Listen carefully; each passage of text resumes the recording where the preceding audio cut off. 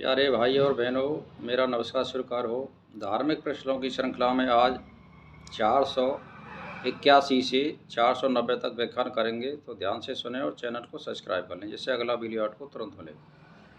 तो पहला प्रश्न है, सूर्य चंद्र आदि नियम से क्यों चलते हैं? यानी ये नियमबद्ध चलते हैं, क्यों चलते हैं?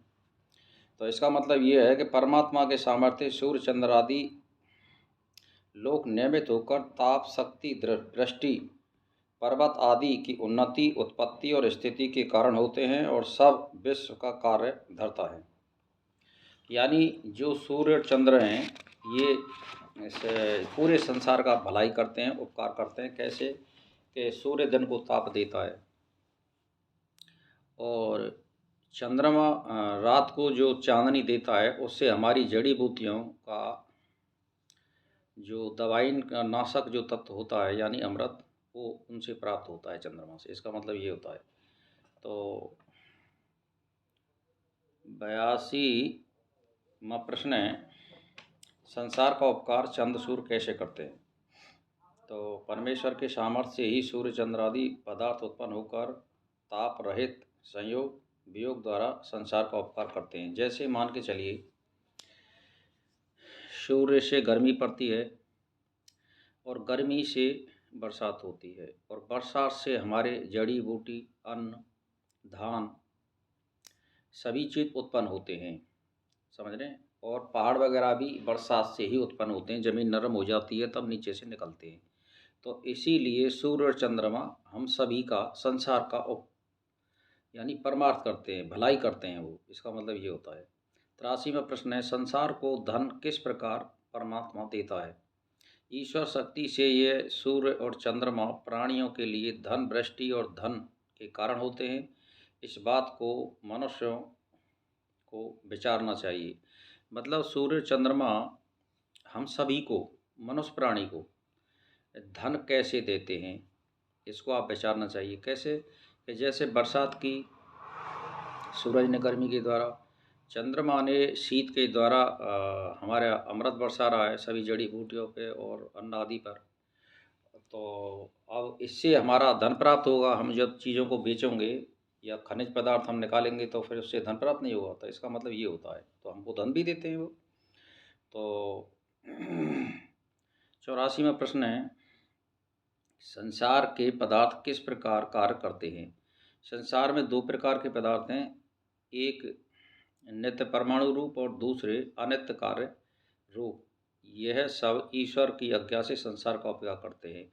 यानी जितनी भी चीज़ हैं ये जो हमें दिख रही हैं या ना दिख रही हैं, ये एक नियमबद्ध तरीक़ा से हमारा मतलब भलाई का कार्य करती हैं और वो एक कार्य करते रहते हैं। जैसे मान के चलिए, ये जो हवा है ये एक पदार्थ है, तो ये नियमित चलती रहती है।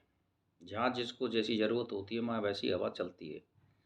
और जैसे एक तरल पदार्थ है नीचे पृथ्वी में, ये भी एक कार्य करता रहता है जिससे हमारे हीरा, मोती, सोना, चांदी, तांबा ये नीचे बनता है। ये इसी ताप के कारण बनता है। वो एक पदार्थ है जो इनको पकाता है, वो भी एक कारण है। तो ये होता है।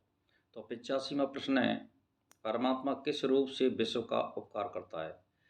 यानी आदि कारण परमात्मा के उपकार से कार्य रूप पवन, मेघ, सूर्य, चंद्र आदि उपकारी पदार्थ द्वारा साक्षात करके विद्वान लोग उन्नति करते हैं। यानी जितने भी कुछ हमें दिख रहा है, यानी कार्य रूप यानी पवन, बादल, सूर्य, चंद्र ये गर्मी पैदा करते हैं और उपकारी पदार्थ हमारे लिए उत्पन्न करते हैं। इसका मतलब ये है जो भी कुछ दिख रहा है वो इन्हीं की कृपा है। मनुष्य प्राणी भी इन बगैर नहीं रह सकता है। इसका मतलब ये, अगर मान के चलो धूप एक महीने नहीं निकले तो कितने रोग पैदा हो जाएंगे मनुष्यों के। और रोग पैदा हो जाएंगे तो फिर प्राणी या जीव कोई रह नहीं सकता। इसका मतलब ये होता है।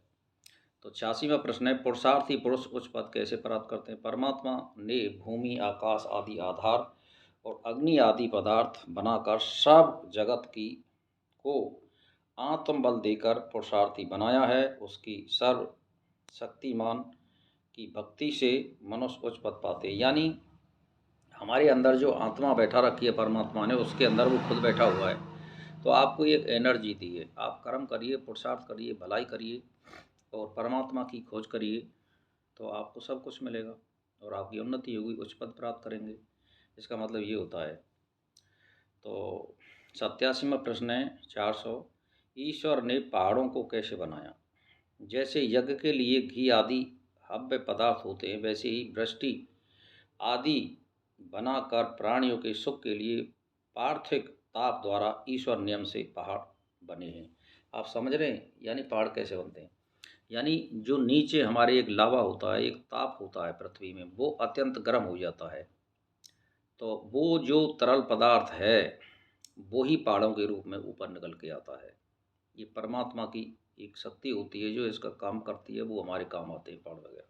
और लगा तो ये इसीलिए बनाया है। तो 88वां प्रश्न है, सृष्टि के लिए भूमि को कैसे बनाया है?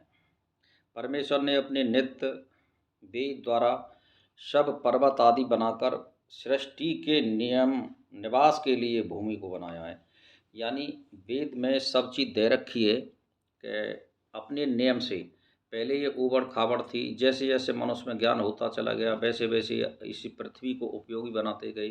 पहले भेड़ बकरी या गाय वगैरह का चारण करने के लिए भूमि को उपयोग बनाया, और फिर धीरे धीरे इसको समतल बनाया तो कृषि के योग हो गई। जैसे जैसे जनता बढ़ती गई, आवश्यकता बढ़ती गई, तो अपने आप गैल बनती चली जाती है। इसका मतलब ये होता है। तो 79वां प्रश्न है, मनुष्यों को अपना बल किस प्रकार बढ़ाना चाहिए? जो अविनाशी परमात्मा भूत भविष्य में वर्तमान रहता है, उसी ने अपने सामर्थ्य से यह सब जगत बनाया है और रचा है। बुद्धिमान लोग ऐसा निश्चय करके अपना सामर्थ्य बनावें। यानी ये ध्यान में रखना चाहिए कि हम सब प्राणी परमात्मा ने चेतन स्वरूप में हम मनुष्यों को बनाया है, और हमारे अंदर एक ऐसी शक्ति उत्पन्न की है कि हम अपने बल और पराक्रम से और बुद्धि से हम सब कुछ प्राप्त कर सकते हैं और आगे बढ़ सकते हैं। इसका मतलब ये होता है, खोज भी कर सकते हैं, ये है। तो 490वां प्रश्न है, किस मनुष्य को परमात्मा दंड देता है? यानी जलते हुए अग्नि का प्रकाश किसी वस्तु पर पड़ता है और कोई दोषों के बीच में पड़कर, दोनों के बीच में पड़कर प्रकाश को रोक देता है, तो ऐसे ही जो दुराचारी वेद विद्या और ब्रह्मचारी के बीच विघन डालकर उत्तम व्यवहार के प्रचारों को रोकें, उसे परमात्मा दंड देता है। यानी आप ऐसे समझो कि जैसे आप वेद पढ़ रहे हैं और बढ़िया आप लोगों को सलाह दे रहे हैं, सत्संग करा रहे हैं, उन पे से कुछ ले भी नहीं रहे हैं, और कोई आकर के तुम्हारे उस कार्य में विघन गिरता है, तो परमात्मा उसको दंड अवश्य देता है। तो इसी के साथ आज मैं प्रणाम करता हूँ।